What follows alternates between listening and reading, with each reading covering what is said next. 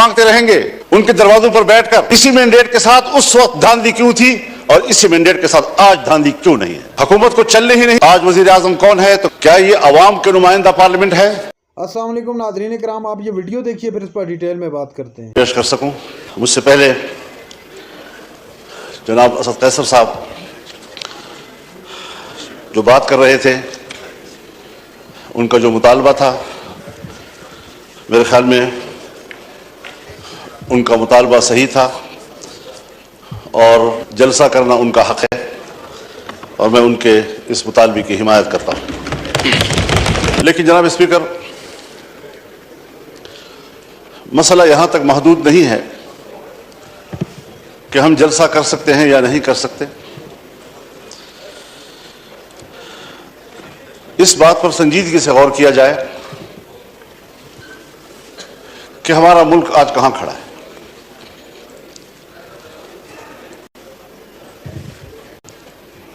हमने ये मुल्क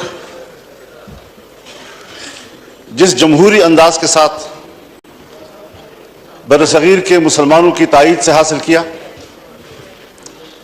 उनकी कुर्बानियों से हासिल किया, इस मुल्क के कायम होने में न ब्यूरोक्रेसी का कोई किरदार है और न ही एस्टेब्लिशमेंट का कोई किरदार।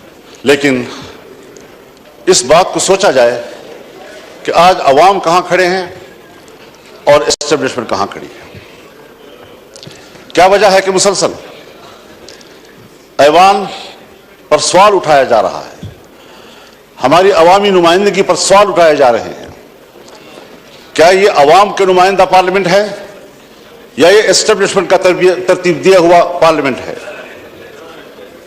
इससे कब निकलना है हमने, या मजीद धंसते चले जाना है? ये मुल्क जिसमें हुकूमत महल्लाती साजिशों की बुनियाद पर बनती थी और टूटती थी, ब्यूरोक्रेट्स फैसला करते थे आज वजीर आजम कौन है तो कल वजीर आजम कौन है। एक जमाने में मुल्क के एक सदर मुमलिकत ने अपने दौरे हुकूमत में 5 वजीर आजम तब्दील किए। बड़ी मुश्किल के साथ, अवाम की जद्दोजहद के साथ इस मुल्क में आम आदमी को वोट का हक मिला। पार्लिमानी तर्ज हुकूमत पर इत्तेफाक हुआ। इलेक्शन हो गए सन 1970 में, जिसे आज हम बतौर मिसाल पेश करते हैं। लेकिन इंतखाबात को बतौर मिसाल पेश करने के बाद क्या उसके नताइज पर भी हमारी नजर है, जिसके नतीजे में मुल्क दो लख्त हो गया, हम पारा पारा हो गए। कायदे आजम ने जो कौम को मोटो दिया था, इत्तेहाद, तंजीम और यकीन महकम, वो कहां रहा? कायदे आजम का पाकिस्तान कहां है आज? शायद तारीख उसके हकायक से पर्दा उठाएगा। तारीख माफ नहीं करती किसी को। थोपा गया सियासतदानों पर और किरदार जनरल आगा यहया खान था। हुकूमत को चलने ही नहीं दिया गया। फिर माशाल्लाह, फिर हम कुछ संभले तो फिर माशाल्लाह। सोचना यह है कि एस्टेब्लिशमेंट हमें जो नताइज मुरत्तब करके दे, जिनको यहां पर बैठने के लिए फहरिस्त में नाम शामिल करे,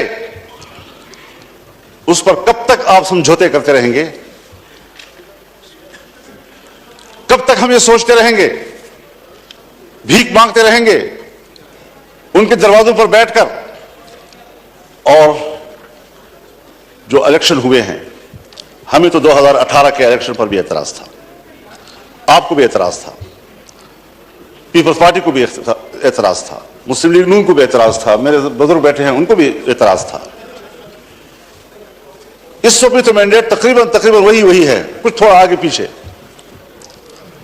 इसी मैंडेट के साथ उस वक्त धांधली क्यों थी और इसी मैंडेट के साथ आज धांधली क्यों नहीं है? हज़रत, मुझे शर्म आती है, शायद मैं कुछ अपनी गुफ्तगू में ऐसी बातें कहूं जो आप समझेंगे कि मैं तजावुज कर रहा हूं, लेकिन सियासी आदमी उसे बात करनी होती है। सियासतदान मालूमात की बुनियाद पर बात करता है, पब्लिक में बात करे, पार्लियामेंट में बात करे। खुदा करे ये खबर गलत हो, लेकिन हमारी मालूमात ये हैं कि इस बार तो बाकायदा असेंबलियां बेची गई हैं और असेंबलियां खरीदी गई हैं। कौन इन असेंबलियों को और इन ऐवानों को अवाम का नुमाइंदा पार्लियामेंट कहेगा? किस तरह हमारा ज़मीर मुतमईन है यहां पर बैठने में? हारने वाले भी परेशान और जीतने वाले भी मुतमईन नहीं। इस कैफियत में हुकूमत में बैठी हुई जमातें, जो हमारे लिए मुहतरम भी हैं, हमारे हम सफर रहे हैं, हम उनके उन जद्दोजहद की कदर करते हैं, लेकिन उन्हीं की जमातों के अंदर उनके सीनियर लोग मजबूर हैं कि वो अपनी ही मैंडेट को मुस्तरद कर रहे हैं, उस पर एतराजात उठा रहे हैं। सिर्फ अपोजिशन की बात नहीं है, हम देख भी रहे हैं, हम सुन भी रहे हैं। तो जमहूरियत आज कहां खड़ी है? नाज़रीन कराम, आपने वीडियो देखी मौलाना फजल रहमान की कौमी असम्बली के अंदर इंतहाई अहम और जज्बाती किस्म की तकरीर। मौलाना फजल रहमान ने खुलकर तहरीक इंसाफ की हमायत कर दी। उन्होंने खुलकर शुरू में ही बताया कि असद कैसर ने जो मुतालबा किया है, बेसिकली असद कैसर ने यह मुतालबा किया था कि जिस तरह दीगर सियासी पार्टियों को ये हक हासिल है कि वो अपनी मर्ज़ी से जलसे और जुलूस कर सकती हैं, वो रैलियाँ निकाल सकती हैं, तो क्या पाकिस्तान तहरीक इंसाफ या उसके जो कारकुनान हैं वो पाकिस्तानी नहीं है? क्या उनका हक नहीं है कि वो भी पाकिस्तान में अपनी मर्ज़ी से बैठें उठें और अपनी मर्ज़ी से जलसे जुलूस करें, पुरअमन एहतजाज करें? जिसके बाद मौलाना फजल रहमान ने भी तायीद करते हुए कहा कि जो असद कैसर साहब का मुतालबा था वो बिल्कुल दुरुस्त था। उसके अलावा नाज़रीन कराम, जो मैंडेट चोरी के हवाले से तहरीक इंसाफ की जो इस वक्त सोच है, या तहरीक इंसाफ जो कह रही है कि मैंडेट हमारा चुराया गया, उसी हक में मौलाना फजल रहमान भी हैं। वो भी यही कहते हैं कि ये जो हालिया इलेक्शन हुआ है ये चोरी हुआ है और इस इलेक्शन को किसी सूरत भी हम तस्लीम नहीं करेंगे। नाज़रीन कराम, ये थी आज की हमारी वीडियो। चैनल पर जो नए, चैनल को सब्सक्राइब करने के लिए, वीडियो तक के लिए अल्लाह हाफिज़।